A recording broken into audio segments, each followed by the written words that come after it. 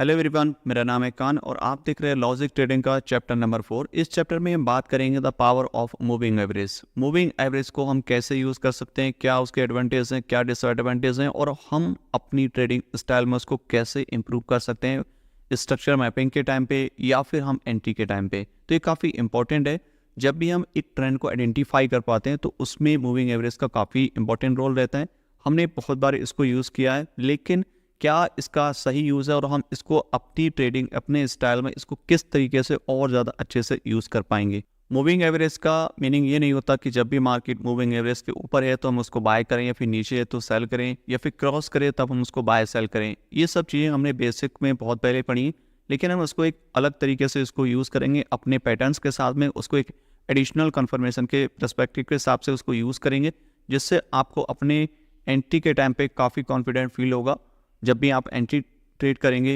तो इस चैप्टर में सब कुछ ऑल अबाउट मूविंग एवरेज के बेसिस पे ही रहेगा। तो सबसे पहले स्टार्ट करते हैं, और ये एक बैंक निफ्टी का चार्ट है 1 आवर टाइम फ्रेम। आप किसी भी टाइम फ्रेम में कोई भी चार्ट ले सकते हो। इस बार मैंने बैंक निफ्टी का लिया क्योंकि काफ़ी लोग बैंक निफ्टी में ट्रेड करते हैं। ये 1 आवर का टाइम फ्रेम है बैंक निफ्टी में। अगर मैं अभी आपसे पूछूं तो इसमें क्या सिचुएशन है और इसमें हम क्या एक्सपेक्ट कर सकते हैं। देखो, अभी का जो ट्रेंड है बैंक निफ्टी में वो बुलिश है। मार्केट यहाँ पे हायर हाई क्रिएट कर रहा है और यहाँ पे स्ट्रक्चर जो बन रहा है, जो पैटर्न्स बन रहे हैं वो बुलिश बन रहे हैं इम्पल्स एंड करेक्शन वेव में। तो सिंपली यहाँ पे हम एक्सपेक्ट कर सकते हैं कि मार्केट का जो डायरेक्शन है वो बुलिश है, राइट। यानी कि मार्केट आपका जो भी पैटर्न यहाँ पे क्रिएट कर रहा है, जो भी फॉर्म हो रहा है यहाँ पे, वो आपके बुलिश पैटर्न यहाँ पे फॉर्म हो रहे हैं, राइट। ये आपका करेक्शन हो गया, ये वाला आपका फेस, ये सारे करेक्शन वाले फेस हो गए, राइट। क्योंकि इससे पहले अगर आप नोटिस करोगे, ये आपका इम्पल्सिव फेज है और ये आपका करेक्टिव फेज है। अगेन मार्केट इम्पल्सिव फेज में गया और फिर अगेन करेक्टिव फेज में गया, अगेन इम्पल्सिव फेज, राइट। और उसके बाद में फिर से यहाँ पे करेक्टिव फेज, और यहाँ से हम फिर एक्सपेक्ट करेंगे कि मार्केट इम्पल्सिव फेज में जाए। यानी कि जो मार्केट का डायरेक्शन है वो कम्प्लीटली बुलिश है और यहाँ से जो ट्रेंड है वो बुलिश है, राइट। लेकिन इसी चीज़ को हम अगर थोड़ा सा मॉडिफाई करें तो चीज़ें थोड़ा अलग दिखेंगी आपको। जैसे अगर हम पहले स्ट्रक्चर की बात करें जो कि यहाँ पे बना है, अगर ये इम्पल्सिव फेस है तो हम एक्सपेक्ट करेंगे यहाँ पे करेक्शन बने और उसके बाद हम यहाँ से बाय करें। अगर हम इस ट्रेंड लाइन को यहाँ पे मूव कर दें कुछ इस टाइप से, तो ये आपका फ्लैग पैटर्न कंटिन्यू बन रहा है कुछ इस टाइप से, राइट। ये इम्पल्स एंड ये करेक्शन, राइट। और यहाँ से एक्सपेक्ट करेंगे कि मार्केट ऊपर जाए, बट मार्केट ने क्या करा, यहाँ से डाउनफॉल किया और नीचे गया फिर ऊपर गया। तो हम इसके कैसे एक्सपेक्ट करेंगे? तो with the help of moving average. Moving average की हेल्प से हम इसको आइडेंटिफाई कर पाएंगे कि आपका जो करेक्शन है, जो आपका फ्लैग पैटर्न है, वो आपका किस लेवल तक डाउन जा सकता है और हमें किस लेवल पर वहाँ पे बाय या फिर सेल करना है, राइट। सेम सिचुएशन यहाँ पे अगर हम इस ट्रेंड लाइन को यहाँ से उठा करके यहाँ पे रख दें कुछ इस टाइप से, तो ये आपका पैटर्न यहाँ पे बन गया जो कि काफ़ी वैलिड है। और यहाँ पे हम एक्सपेक्ट करेंगे कि मार्केट इसको ब्रेकआउट करे और फिर हम यहाँ से बाय कर सकते हैं। तो ये आपका फर्स्ट सिनेरियो रहेगा कि मार्केट आपका ट्रेंड लाइन ब्रेकआउट कर दे, राइट, और यहाँ पे हम इसमें बाय करेंगे ऊपर की साइड में। तो ये आपका सेकंड सिनारियो है जहाँ पे हम एक्सपेक्ट करेंगे कि इम्पल्स होने के बाद प्राइस करेक्शन करता है और फिर हम एक्सपेक्ट करते हैं कि मार्केट ऊपर की तरफ कंटिन्यू करेगा। बट मार्केट ने यहाँ पे कंटिन्यू नहीं किया और मार्केट नीचे की तरफ ड्रॉप किया और ड्रॉप होने के बाद में ही फिर ऊपर गया है, राइट। तो हम इसको कैसे एक्सपेक्ट करेंगे? वो सब हम कर सकते हैं with the help of moving average. Same situation आपकी थर्ड वाले एग्जाम्पल में हुई। पहला यहाँ पे, दूसरा ये, और थर्ड टच यहाँ पे आप कर सकते हो इसको। ये आपका मल्टी टच है। एटलीस्ट आपको एक चीज़ ध्यान रखनी है, जब भी आप फ्लैग को आइडेंटिफाई करें तो एटलीस्ट 2 टच होना ज़रूरी है, चाहे वो बॉटम पे हो या टॉप पे हो, तब आपका एक वैलिड फ्लैग पैटर्न बनता है। और उससे पहले स्ट्रॉन्ग इम्पल्स मूव होना काफ़ी ज़रूरी है। ऐसा नहीं कि आप कहीं पे भी फ्लैग को आइडेंटिफाई कर पाएंगे एक करेक्शन वेव में या कहीं पे भी। आपको सिर्फ इम्पल्स के बाद ही आइडेंटिफाई करना है। जब तक मार्केट में कोई इम्पल्सिव मूव डाउन साइड या फिर अपसाइड ना क्रिएट हो, तब तक आप फ्लैग को आइडेंटिफाई नहीं कर सकते। यहाँ पे सेम सिचुएशन हुई, यहाँ पे एक बड़ा फ्लैग यहाँ पे क्रिएट हुआ इस तरीके से, राइट। और उसके बाद में इसमें क्या रहेगा, इसको आप काफ़ी लोग इसको चैनल भी बोलते हैं, बट हम इसको फ्लैग ही कंसीडर करेंगे क्योंकि ये जो मूव है एक इम्पल्स होने के बाद ही यहाँ पे कंसीडर हुआ है, राइट। और अगेन सिचुएशन क्या हुई, मार्केट ने अगेन यहाँ पे एक फ्लैग क्रिएट करा। ये इंटरनल है क्योंकि इस स्ट्रक्चर होने के बाद में ये क्रिएट हुआ है, लाइक ब्रेकआउट होने के बाद ही क्रिएट हुआ है। तो ये आपका इंटरनल है, राइट। यानी कि ये आपकी इम्पल्सिव वेव में है क्योंकि आपका इंटरनल स्ट्रक्चर है, जैसे कि यहाँ पे हुए थे ये सारे फ्लैग कुछ इस टाइप से। तो ये आपका इंटरनल फ्लैग है, यानी कि जो आपकी इम्पल्सिव वेव है उसमें ये क्रिएट हुआ है, और यहाँ पे जो मोमेंटम मिलता है वो काफ़ी शार्प होता है, क्योंकि ये जो फ्लैग यहाँ पे क्रिएट होते हैं ये इम्पल्सिव वेव में होते हैं। तो यहाँ से जो भी डायरेक्शन जाएगी मार्केट वो काफ़ी स्ट्रॉन्ग जाता है, ऊपर या फिर डाउन साइड। यही चीज़ आप ड्राइंग से अगर समझोगे तो ये आपका ड्राइंग का चार्ट है यहाँ पे, राइट। तो यहाँ पे हम सिंपली आइडेंटिफाई कर पाते हैं, जैसे हमने स्टार्टिंग में इसको मेंशन किया था, फ्लैग, इम्पल्स, और ये आपका करेक्शन हो गया, राइट। फिर अगेन इम्पल्स एक्सपेक्ट करेंगे हम, और ये फिर अगेन करेक्शन हो गया, फिर अगेन हम इम्पल्स एक्सपेक्ट करेंगे। तो इस तरीके से प्राइस का बिहेवियर होता है। सेम सिचुएशन आपकी यहाँ पे, और यही इसका कॉपी है, राइट। अब हम इसको आइडेंटिफाई करेंगे कि आपको अगर इसमें मूविंग एवरेज यूज़ करना है तो उसको कैसे यूज़ करेंगे, जिससे हम अपने पैटर्न्स को अच्छे से आइडेंटिफाई कर पाएँ कि वो आपका वैलिड है या फिर आपको वेट करना है या फिर आपको वहाँ पे एंट्री बनानी है, राइट। तो सबसे पहले आपको ध्यान रखनी है, आपको अप्लाई करना है मूविंग एवरेज। तो सबसे पहले आपको जाना है इंडिकेटर सेक्शन में यहाँ पे, और यहाँ पे टाइप करना है आपको EMA, एक्सपोनेंशियल मूविंग एवरेज। इस पर आप टाइप करोगे, उसको टैप करने के बाद आपका ये मूविंग एवरेज यहाँ पे अप्लाई हो जाएगा। सिंपली आप इसको डबल टैप भी कर सकते हो मूविंग एवरेज पे क्लिक करके, और इनपुट में जाके ये 9 मूविंग एवरेज है, आपको यहाँ पे करना है 50 मूविंग एवरेज, राइट। तो ये आपका 50 का मूविंग एवरेज यहाँ पे अप्लाई हो गया। आप इसका कलर अपने हिसाब से चेंज कर सकते हो, जो भी आपको अच्छा लगे, राइट। मैं यहाँ पे ग्रे कलर कर देता हूँ। तो ये 50 का मूविंग एवरेज यहाँ पे अप्लाई हो गया, और सिंपली आप इस पर डबल टैप करके भी इसको चेंज कर सकते हो, ओके। तो अगर आप डबल टैप करके नहीं करना चाहते तो सिंपली आप यहाँ पे जाओगे इंडिकेटर सेक्शन में, ये मूविंग एवरेज है, यहाँ पे 3 ऑप्शन देखते हैं, एक सेटिंग का, एक आपका हाइड करने का है, ओके। आप इसको जब सेटिंग पे क्लिक करोगे तब भी आप इसको इनपुट में जा करके इसको चेंज कर सकते हो, ओके। तो ये प्रोसेस है इसको अप्लाई करने का। सिंपली आपको मूविंग एवरेज यहाँ पे अप्लाई कर देनी है। अब इसको समझते हैं अपने चार्ट पैटर्न पे कि किस तरीके से ये चार्ट पैटर्न को क्रिएट होने का पूरा इंडिकेट करता है, और क्या इसमें इंडिकेशन मिलते हैं हमें फॉर बाय और सेल के लिए, किस तरीके से हम इसमें आइडेंटिफाई कर पाएंगे कि हमारा जो पैटर्न है वो कंप्लीट हुआ है कि नहीं हुआ है, राइट। सबसे पहले स्टार्ट करते हैं, ये फर्स्ट वाला जो स्ट्रक्चर हमारे क्रिएट हुआ था, जैसे हमने स्टार्टिंग में मेंशन किया था, जैसे ये वाला पैटर्न है, ओके। तो इससे पहले ये पूरा इम्पल्सिव फेज है, राइट, और उसके बाद में ये करेक्शन हुआ है यहाँ पे, यानी कि हम एक्सपेक्ट करेंगे कि मार्केट यहाँ से ऊपर की तरफ जाए, जो कि मार्केट को जाना चाहिए, क्योंकि मार्केट जब भी एक इम्पल्स के बाद करेक्शन फेज क्रिएट करता है तो मार्केट ऊपर जाता है, बट कहाँ से जाएगा वो इंपॉर्टेंट है। तो वो चीज़ आपको आइडेंटिफाई करनी है। वो कैसे करेंगे हम, वो आप करेंगे पैटर्न्स के और मूविंग एवरेज की हेल्प से। अब इसमें अगर आप यहाँ पे नोटिस करोगे तो मूविंग एवरेज, फर्स्ट थिंग, जब भी मार्केट में फ्लैग पैटर्न यहाँ पे क्रिएट हो, कंटिन्यूशन पैटर्न, तो वहाँ पे टाइप करके रिजेक्शन देना ज़रूरी है, और वहाँ पे कोई भी हेल्दी कैंडल बनना ज़रूरी है। तब हम एक्सपेक्ट कर पाएंगे कि ये जो पैटर्न यहाँ पे क्रिएट हुआ है वो आपका स्ट्रॉन्ग है, और यहाँ से एक्सपेक्ट करेंगे कि मार्केट ऊपर जाने वाला है। यहाँ पे अगर आप नोटिस करोगे, जब भी मार्केट ने यहाँ पे पैटर्न यहाँ पे क्रिएट करा है, यहाँ पे कैंडल्स तो बनाई है, बट ये आपकी वीकर कैंडल है। ये सारी जो कैंडल्स यहाँ पे क्रिएट हुई ये आपकी लो प्रोबेबिलिटी कैंडलस्टिक है, और आपको यहाँ पे बिल्कुल भी ट्रेड नहीं लेना है। यानी कि मार्केट में अभी आपको वेट करना है, यहाँ पे कोई स्ट्रॉन्ग कैंडल यहाँ पे क्रिएट हो तब आप यहाँ पे बाय कर सकते हो। अदरवाइज आपको वेट करना है स्ट्रॉन्ग कैंडल का, और आपका प्राइस जो है वो 50 मूविंग एवरेज से ऑफ होना चाहिए पुलिस मार्केट में, ठीक है। तो ये आपका, और आपको एक चीज़ और ध्यान रखनी, जिस टाइम फ्रेम में आप पैटर्न को आइडेंटिफाई कर रहे हो उसी टाइम फ्रेम में प्राइस की क्लोजिंग होना ज़रूरी है। ऐसा नहीं कि आपने 1 आवर टाइम फ्रेम में लिए और यहाँ पे आपका 15 मिनट में प्राइस ने क्लोजिंग दे दिया तो आप यहाँ पे बाय करोगे, नो, आपको सेम टाइम फ्रेम में ही करना है, ओके। तो ये आपका प्राइस ने टैप किया बट रिजेक्शन दे दिया, और मार्केट ने यहाँ पे कोई भी हेल्दी बुलिश कैंडल नहीं दी, मार्केट और नीचे आया। फिर फाइनली क्या हुआ, मार्केट ने इस वाले मल्टी टच पे होने के बाद में यहाँ पे स्ट्रॉन्ग बुलिश कैंडल दी। इससे पहले भी देखोगे तो बुलिश कैंडल यहाँ पे कंफर्म हुई है। इसका मतलब कि मार्केट में जो अप ट्रेंड है, अप डायरेक्शन है, वो काफ़ी बुलिश है और हम यहाँ से बाय कर सकते हैं, बट कब, जब प्राइस इस मूविंग एवरेज के अबव क्लोजिंग हो जाएगा, राइट। तो यहाँ पे जो आपकी एंट्री बनेगी, एटलीस्ट जो आपकी एंट्री बनेगी वो फुल बैक लेने के बाद ये जो बुलिश कैंडल है यहाँ पे बनेगी, जो कि काफ़ी वैलिड रहेगी, और यहाँ पे हम इसको बाय कर सकते हैं। और आपका स्टॉप लॉस इसके नीचे रहेगा, और आपका जो टारगेट रहेगा वो 1:2 का रहेगा, राइट। तो आपका जो टारगेट रहने वाला है वो 1:2 का रहने वाला है, और इससे ज़्यादा आपको टारगेट स्टार्टिंग में सेट नहीं करना है, और मेनली आप फोकस करिए कि 1:2 पे ही आप काम करेंगे तो ज़्यादा बेटर रहेगा। अब दूसरे केस में अगर आप यहाँ पे देखोगे, जो आपका इंटरनल आपका कंफर्म हुआ है यहाँ पे, राइट। अब ये जो स्ट्रक्चर यहाँ पे कंफर्म हुआ है, बुलिश कैंडलस्टिक है, ब्रेकआउट है, यहाँ पे आप बाय कर सकते हो, बट हमें यहाँ पे बाय नहीं करनी। क्यों? क्योंकि प्राइस ने यहाँ पे टैप नहीं किया। अगर इसको रिजेक्ट करके टैप करता और इस तरीके से कैंडल बनती तब हम यहाँ पे बाय कर सकते हैं, राइट। तो ये चीज़ काफ़ी इंपॉर्टेंट है।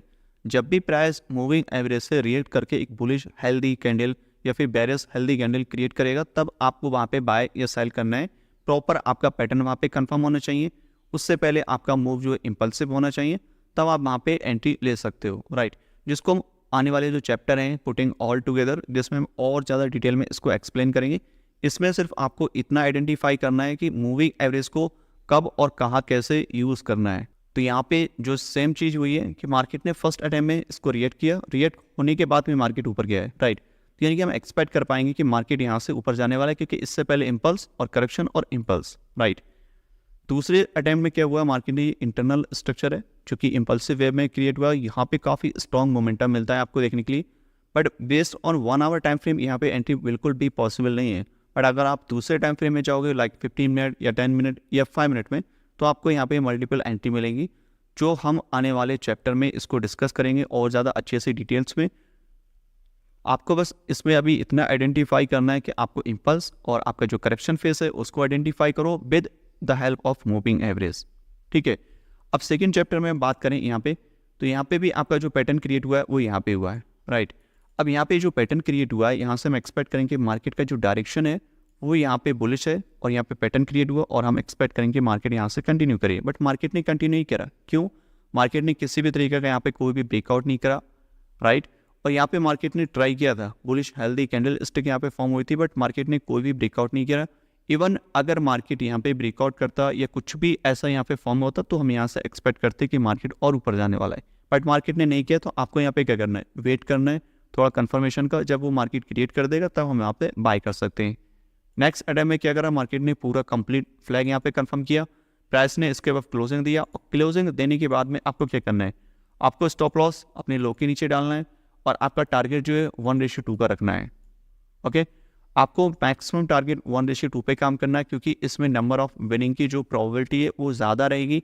आपको इसीलिए आपका जो रिस्क रिवॉर्ड है वो कम करके रखेंगे, जिससे आपके टारगेट जल्दी अचीव होंगे, जिससे आपका माइंडसेट, आपकी साइकोलॉजी और रिस्क मैनेजमेंट काफ़ी अच्छे से मैनेज रहेगा, जो कि हम आने वाले लास्ट के चैप्टर में इसको डिस्कस करेंगे और ज़्यादा अच्छे से डिटेल्स में कि क्यों 1:2 आर इम्पॉर्टेंट है आपके लिए, और ये किस तरीके से आपकी हेल्प करेगा to improve your psychology, improve your risk management, सब कुछ, ठीक है। तो अभी सिर्फ आपको पैटर्न्स आइडेंटिफाई करना है with the help of moving average, okay. तो यहाँ पे अगेन सेम सिचुएशन हुई, मार्केट ने अगेन यहाँ पे फ्लैग क्रिएट करा, यहाँ पे भी बुलिश कैंडल मिली, बट यहाँ पे भी मार्केट ने ऊपर गया। अगर आप लोअर टाइम फ्रेम में जाओगे तो 1:2 आर आपको ईजिली मिल जाएगा, बट अगर हमें सेम टाइम फ्रेम में देखना तो यहाँ पे कोई भी एंट्री सेटअप नहीं है, क्योंकि मार्केट ने यहाँ पे कोई भी रिजेक्शन नहीं दिया है यहाँ पे, ओके। सेम सिचुएशन आपकी यहाँ पे इस वाले पॉइंट पे, यहाँ पे आपका जो फ्लैग क्रिएट हुआ कुछ इस टाइप से है, राइट। बट यहाँ पे कोई भी मूविंग एवरेज का कोई क्लोजिंग नहीं दी, कोई ब्रेकआउट नहीं दिया, तो हम यहाँ पे बाय नहीं करेंगे। आपको वेट करना होगा कंप्लीट स्ट्रक्चर का, यानी कि फ्लैग पैटर्न का, और उसके बाद में कोई बुलिश ब्रेकआउट मिले और मूविंग एवरेज के अबव क्लोजिंग हो, तब हम वहाँ से बाय एक्सपेक्ट कर सकते हैं, ओके। तो फाइनली मार्केट ने इसको ब्रेकआउट किया, जो भी आपका ट्रेंड लाइन, जो भी आपका पैटर्न यहाँ पे फॉर्म होगा उसको ब्रेकआउट किया, और इसके अबव क्लोजिंग दी, और इवन आपका जो भी मूविंग एवरेज है उसके अबव भी क्लोजिंग दी। यानी कि ये आपके लिए एडिशनल कंफर्मेशन है, और ये आपके लिए कंफर्मेशन है कि आप यहाँ पे रिस्क ले सकते हो फॉर बाय, क्योंकि इससे पहले जो आपका ट्रेंड है वो आपका पूरा बुलिश है और इम्पल्सिव फेज से गुजरा है, और उसके बाद में अभी जो मूव हुआ है ये करेक्टिव है, और इसने कंफर्मेशन दी है कि मार्केट ने इसको ब्रेक कर दिया है ट्रेंड लाइन को, और मूविंग एवरेज के अबव क्लोजिंग हुई है, और प्लस आपकी जो कैंडल स्टिक है वो काफ़ी हेल्दी है, राइट। तो यहाँ पे आप रिस्क ले सकते हो फॉर बाय। मार्केट ने सेम सिचुएशन यहाँ पे अप्लाई करी, यहाँ पे हम क्या है, यहाँ पे बाय एक्सपेक्ट करेंगे। इस कैंडल होने के बाद में पुल बैक पे या फिर नेक्स्ट कैंडल ओपन पे आप यहाँ पे बाय कर सकते हो। आपका स्टॉप लॉस एटलीस्ट यहाँ रहना चाहिए, मैक्सिमम यहाँ पे रहना चाहिए, राइट। आपका जहाँ भी स्टॉप लॉस रहेगा उसके हिसाब से आपका 1:2 आपका टारगेट रहना चाहिए, जो कि आपका इस वाले पॉइंट पे होगा एटलीस्ट यहाँ पे, राइट। तो ये 1:2 आपका टारगेट हो गया इस वाले पैटर्न का। इसके बाद में अगर आप देखोगे तो मल्टीपल यहाँ पे फ्लैग, यहाँ पे पैटर्न क्रिएट हुए इंटरनली, और ये आपके इम्पल्सिव वेव में हुए। और जब भी प्राइस आपके इम्पल्सिव वेव में होगा तो प्राइस में रिजेक्शन होना ज़रूरी है ई में से, जैसे यहाँ पे नहीं हुआ है, यहाँ पे नहीं हुआ है। बट यहाँ पे जो पैटर्न क्रिएट हुआ है इसको इस मूविंग एवरेज ने रिजेक्ट किया है, यानी कि ये एक हमारे लिए इंडिकेशन है। अगर आपने पहला एंट्री मिस किया है तो आप दूसरा एंट्री यहाँ पे बना सकते हो। ये पैटर्न आपका ब्रेकआउट हुआ इस कैंडल पे, आप यहाँ पे एंट्री बना सकते हो, स्टॉप लॉस यहाँ पे रख करके, ठीक है। तो इसको मैं थोड़ा सा अभी डिटेल्स में मेंशन कर देता हूँ कि किस तरीके से आप यहाँ पे एंट्री बना सकते हो। ये आपका फ्लैग पैटर्न है, ब्रेकआउट हुआ, मूविंग एवरेज का रिजेक्शन मिला, हेल्दी बुलिश कैंडल मिला, आपका ट्रेंड बुलिश है, ब्रेकआउट भी हो गया, आप यहाँ पे कैंडल पे एंट्री बना सकते हो। आपका स्टॉप लॉस इसके नीचे रहेगा क्योंकि आपका स्टॉप लॉस मूविंग एवरेज के नीचे है। अगर इसको भी ब्रेक करके नीचे आने लगा तब तो मार्केट आपका मार्केट का बिहेवियर यहाँ से हो सकता है कि चेंज हो जाए, ओके। और ये जो लॉस रहेगा अगर इन केस होता है तो आपका ये वैलिड लॉस रहेगा। तो ये आपका एंट्री हो गया और आपका 1:2 आपका टारगेट रहेगा जो कि ऑलरेडी हिट हो चुका है। नेक्स्ट टाइम में क्या हुआ, मार्केट ने अगेन यहाँ पे फ्लैग क्रिएट करा इस तरीके से बुलिश कैंडल, बट यहाँ पे कोई भी एंट्री वैलिड नहीं है। क्यों? क्योंकि मार्केट ने ना तो किसी EMA से रिजेक्ट किया है, ना ही यहाँ पे कोई हेल्दी बुलिश कैंडल कंफर्म हुई है।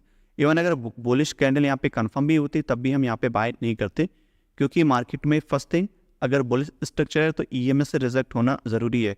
ये इसलिए ज़रूरी है, हम जैसे यहाँ पे अगर आप देखोगे मूविंग एवरेज से अब है, बुलिश ब्रेकआउट है, सब कुछ है। अगर आप इनकेस यहाँ पे बाय करते हो तो स्टॉप लॉस आपका कहाँ रहेगा? इस लो के नीचे। तो मार्केट क्या करती है कि मार्केट यहाँ से आएगी, स्टॉप लॉस लिए आपका फिर ऊपर जाएगी। तो हमें वो चीज़ नहीं करनी है, हमें उस स्टेप को अवॉइड करना है। आपको सिर्फ वो स्टेप पे एंटर होना है जहाँ पे आपकी प्रोबेबिलिटी ज़्यादा रहे, क्योंकि ट्रेडिंग ऑफ 4.0 का जो मेन मोटिव है वो यही है कि चीज़ों को ईजी टू ट्रेड करा जाए, बहुत ज़्यादा कॉम्प्लेक्स करने की ज़रूरत नहीं है। और दूसरी चीज़, आपको जो भी ट्रेड करेंगे वो सिर्फ हाई प्रोबेबिलिटी पे करेंगे, कम सेटअप रहेंगे, हाई प्रोबेबिलिटी पे करना है। हमें बाकी सब चीज़ों पे बिल्कुल भी फोकस नहीं करना है। आपको ना तो रिवर्सल ट्रेड करना है, ना ही अदर थिंग करना है। आपको सिंपल जो भी प्रोसेस है बस उस पर अप्लाई करना है। अगर हमारा सेटअप बनता है तो ठीक है, नहीं बनता है तो हम उसको लीव कर देंगे। हमारे पास में और सारे पेयर हैं, आप उनको ट्रेड कर सकते हो, राइट। आपके पास अगर फॉरेस्ट करते हो तो 28 पेयर हैं, 28 पेयर हैं। अगर आप स्टॉक करते हो तो मोर देन 5000 स्टॉक है आपके पास में। क्रिप्टो में भी थाउजेंड और प्लस क्रिप्टो करेंसी हैं, तो आप किसी में भी ट्रेड कर सकते हो। आपको सिर्फ एक में स्टिक नहीं रहना है, हमें वेट करना है कि हमारा सेटअप हमारे प्लान के अकॉर्डिंग अगर बन रहा है तो हम उसमें एंट्री करेंगे, अदरवाइज नहीं। अगर बिल्कुल नहीं मिल रहा है तो हम उसका वेट करेंगे, नेक्स्ट डे लेंगे, ओके। बट हमें अपने रूल ऑफ फॉलो करते हुए चलना है। तो ये आपका बुलिश स्ट्रक्चर में इस तरीके से चीज़ें फॉर्म होती हैं। जब भी मार्केट आपका बुलिश होता है, किस तरीके से पैटर्न क्रिएट होते हैं और फेल होते हैं, उनकी क्या रीज़न रहते हैं आप समझ गए होंगे, और मूविंग एवरेज आपकी क्या हेल्प करती है। So this is the power of moving average to identifying the structure, to identifying entry. तो आई होप आपके लिए काफ़ी कुछ इसमें समझ आया होगा और किस तरीके से चीज़ें वर्क कर रही हैं। आप इसको पहले अपने चार्ट पे एनालिसिस करें, बैक टेस्ट करें, तब जा कर के आप इसको लाइव पे करें। आई एम श्योर कि आपके जो रिजल्ट्स हैं वो बहुत ज़्यादा अच्छे आने वाले हैं। और यही सारी चीज़ें आपकी बेरिश डायरेक्शन में भी रहने वाली है, चाहे आपका मार्केट बुलिश हो या फिर बेरिश हो, सेम चीज़ें रहेंगी, सेम रूल अप्लीकेबल रहेगा। अगर मार्केट में बेरिश है तो मैं आपको एक दो एग्जाम्पल दिखा देता हूँ जिससे आपको समझने में और ज़्यादा हेल्प हो जाएगी। ये तो सारे बुलिश के स्ट्रक्चर थे, बुलिश पैटर्न था, वहाँ पे हम किस तरीके से चीज़ें देखना है, सेम चीज़ें आपको बेरिश में देखना है, बस चीज़ें क्या है रिवर्स हो जाएंगी। अगर मैं बेरिश का एग्जाम्पल आपको दूँ तो आप इससे पहले ही देख सकते हो, रिसेंटली मार्केट का जो डायरेक्शन है वो यहाँ से चेंज हुआ है, राइट। तो ये आपका लास्ट स्ट्रक्चर था जहाँ से मार्केट ने क्रिएट किया लाइक बेरिश इंडिकेशन इस वाले पॉइंट से, ठीक है। तो ये आपका लास्ट पैटर्न यहाँ पे क्रिएट हुआ और उसके बाद इम्पल्सिव मूव दिया, अगेन यहाँ पे फ्लैग क्रिएट करा और फ्लैग क्रिएट होने के बाद अगेन इम्पल्सिव मूव। तो ये चीज़ें जो यहाँ पे क्रिएट हुई हैं, अगर आप यहाँ पे नोटिस करोगे तो मार्केट ने यहाँ पे रिजेक्शन दिया है ऑन मूविंग एवरेज। जब मूविंग एवरेज से रिजेक्शन दिया तब भी आपको यहाँ पे एंटर करना है फॉर सेल, ठीक है। यहाँ पे भी अगर आप नोटिस करोगे क्लोजिंग दी और रिजेक्ट किया मूविंग एवरेज से, आप यहाँ पे सेल करोगे, बट आपका स्टॉप लॉस काफ़ी बड़ा होगा, बट जो हमारा रूल है उसके हिसाब से ये सेटअप बनेगा, ठीक है। और इससे पहले अगर आप नोटिस करोगे बाय साइड में, क्योंकि मार्केट का डायरेक्शन यहाँ से बुलिश था, जब इससे पहले मार्केट का डायरेक्शन बुलिश था तो यहाँ पे आपके पैटर्न्स कितने सारे यहाँ पे क्रिएट हुए हैं, लाइक ये पैटर्न्स भी यहाँ पे क्रिएट हुआ है, बट यहाँ पे आपको बाय नहीं करना है जब तक मार्केट मूविंग एवरेज पे रिएक्ट करना जाए। जैसे यहाँ पे करा इस तरीके से, तो ये आपका फ्लैग पैटर्न हो गया, यहाँ बुलिश कैंडल्स मिली, आप यहाँ पे बाय कर सकते हो, ठीक है।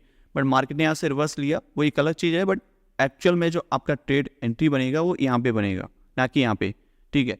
और सेम चीज़ आपकी बेरिश में रहेंगी, जब भी मार्केट आपका बेरिश ट्रेंड में लोअर लोअर्स क्रिएट कर रहे हैं और फ्लैग से मतलब रिएक्ट करेगा और उसके बाद में कोई बेरिश इंडिकेशन देगा तो आप वहाँ पे सेल कर सकते हो। ये मल्टीपल टाइम्स आपको देखने को मिलेगा, बहुत बारी देखने को मिलेगा। और यहाँ पे ज़्यादातर लोग इसीलिए ट्रैप हो जाते हैं क्योंकि जब भी मार्केट का डायरेक्शन बुलिश है और वहाँ से कोई भी ट्रेंड लाइन ब्रेक होती है तो लोगों को लगता है कि यहाँ से तो मार्केट का डायरेक्शन चेंज हो गया क्योंकि ट्रेंड लाइन ब्रेक हो गई। बट ये सब चीज़ें बहुत ज़्यादा टाइम आपको ट्रैप करती हैं। बस आपको मेन फोकस करना है, आपको आइडेंटिफाई करना है आपका इम्पल्सिव मूव, आपको करेक्टिव मूव, उसके बाद में मूविंग एवरेज अपना यूज़ करो और उसके बाद में जो भी हमारी एडिशनल कंफर्मेशन है लाइक पैटर्न ब्रेकआउट हो, कैंडलस्टिक कंफर्मेशन हो, आप एंट्री करो, सिंपल, राइट। तो सेम सिचुएशन आपको फॉलो करनी है। मार्केट का डायरेक्शन बुलिश होगा तो आपको बुलिश पैटर्न पे आइडेंटिफाई करना है। जैसे मैंने स्टार्टिंग में बताया, अगर मार्केट बुलिश है, कोई भी बेरिश अगर वहाँ पे इंडिकेशन मिल रहा है, आप सेल मत करिएगा, आप वेट करिएगा बुलिश का ही। अगर बुलिश बन रहा है तब आप लीजिएगा एंटर, अदरवाइज आप या फिर बिल्कुल भी वेट करिएगा कंप्लीट स्ट्रक्चर शिफ्ट हो जाए बुलिश टू बेरिश, तब आप उसमें सेल कर सकते हो, अदरवाइज नहीं। आप इसको किसी भी मार्केट में अप्लाई कर सकते हो जिसमें भी आप ट्रेड करना चाहते हो, और आपका टाइम फ्रेम भी सेम रहना चाहिए। जिस टाइम फ्रेम में आपने पैटर्न आइडेंटिफाई करा, सेम टाइम फ्रेम की इम्पल्स देखिए और सेम टाइम फ्रेम में ही आपको ईएमए का यूज़ करना है, राइट। तो आप इसको बैक टेस्ट करते रहिएगा, प्रैक्टिस करते रहिएगा अपने चार्ट पे, और साथ साथ में ट्रेड भी करते रहेगा विद स्मॉल क्वांटिटी, जिससे आपको ट्रेड करने में कॉन्फिडेंट आएगा और चीज़ें सीखने में आएगा। तो इस चैप्टर में इतना ही, मैं मिलता हूँ जल्दी आपको एक नेक्स्ट चैप्टर में, तब तक के लिए गुड बाय और हैप्पी ट्रेडिंग।